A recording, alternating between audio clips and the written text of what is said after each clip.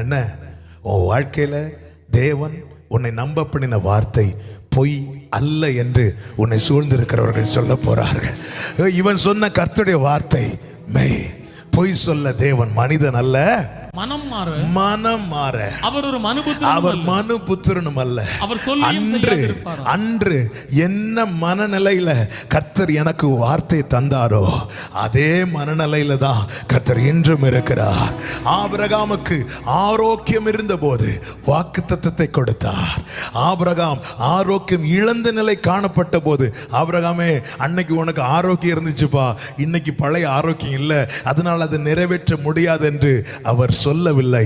அவர் மாறாக என்ன சொன்னார் தெரியுமா? எல் ஷடாய், நான் சர்வ வல்லமையுள்ள தேவன், நான் குறித்த காலத்தில் இந்த வாக்குத்தத்தத்தை நிறைவேற்றுவேன். அன்று ஆரோக்கியம் இருந்த போது ஆபிரகாமுக்கு என்ன சொன்னாரோ அதை நிறைவேற்று மட்டும் அவர் மனம்